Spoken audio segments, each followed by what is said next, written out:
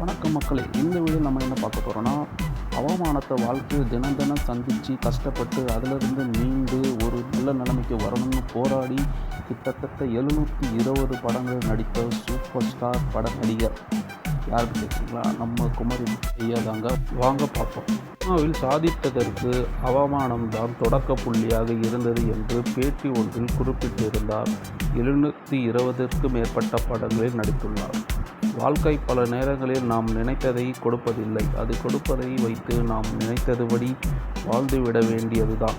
ஆனால் அப்படி சோர்ந்துவிட்டு வாழ்வின் வறுமையிலிருந்து மீண்டு தங்களை தாங்களே புதுப்பித்து கொண்டு புயலாய் புறப்படுபவர்கள் சரித்திரத்தில் இடம்பெறுகிறார்கள். அந்த வகையில் தன்னுடைய மைனஸை பிளஸாக மாற்றும் கலையை கண்டுபிடித்தவர் இந்த நடிகர். அவர்தான் குமரிமுத்து. தன்னுடைய 14 வயதினிலேயே கன்னியாகுமரியை விட்டு சென்னைக்கு வந்து குமரிமுத்து நாடக மேடைகளில் நடித்ததன் மூலம் திரையுலகில் நுழைந்தார். மாறு கண்களுடைய மிகவும் சாதாரணமான தோற்றத்தை கொண்ட குமரிமுத்து சினிமாவில் பல இன்னல்களையும் கஷ்டங்களையும் கடந்து திரையுலகில் சாதித்து வந்தார்.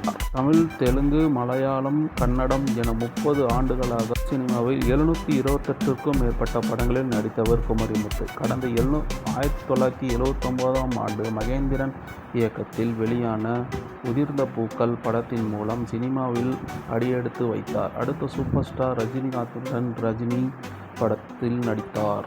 தொடர்ந்து ஊமை விழிகள், நெஞ்சத்தை பில்லாதே, இது நம்ம ஆளு, சேரன் பாண்டியன், ராஜாவின் பார்வையில், விஷ்ணு, முத்து என ரஜினிகாந்த் தொடங்கி விஜயகாந்த், சத்யராஜ் உள்ளிட்ட முன்னணி நடிகர்களின் படங்களில் முக்கிய கேரக்டர்களில் நடித்துள்ளார். தனது சிரிப்பால் ரசிகர்களிடையே தனித்த அடையாளத்தை பெற்றவர். கடைசியாக விஜய் நடிப்பில் வெளியான வில்லு படத்தில் நடித்திருந்தார். அதன் பிறகு அவர் நடிக்கவில்லை. கடந்த 2016ஆம் ஆண்டு தனது 75வது வயதில் உயிரிழந்தார் குமரிமுத்து. அவர் சினிமாவில் சாதித்ததற்கு அவமானம்தான் தொடக்க புள்ளியாக இருந்தது என்று பேட்டி ஒன்றில் குறிப்பிட்டிருந்தார்.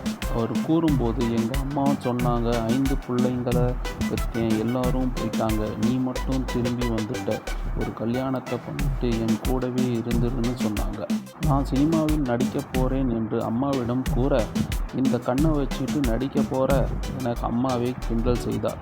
தெரிஞ்ச பொண்ணு இருக்குது, அந்த பொண்ணுக்கு பிடிச்சிருந்தா கல்யாணம் பண்ணிக்கோ, இல்லைன்னா சினிமாவுக்கு போயிடுன்னு அம்மா சொன்னாங்க. சரின்னு பொண்ணு பார்க்க போனேன். எனக்கு பொண்ணை பிடிச்சிருந்தது.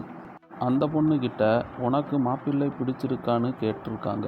அதுக்கு அந்த பொண்ணு, எங்கே அவனை பிடிச்சிருக்கு, அவன் வடக்க பார்க்குற மாதிரி தெற்கே பார்க்குறான், எங்கேயோ பார்க்குற மாதிரி என்ன பார்க்குறான், நான் இவனை கட்டிக்கிட்டு என்ன இளவு கெட்ட என்று கேட்டுள்ளார்.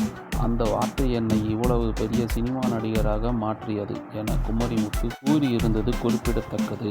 இந்த மக்களே, குமரிமுத்து அவர் பட்ட அவமானத்திலிருந்து இவ்வளோ பெரிய ஆளாக இருக்கிறாருக்கு. அதனால் வாழ்க்கையில் அவமானப்படுறமேனு என்றைக்குமே உங்களை நீங்களே தாழ்த்தி கொள்ளாதீங்க.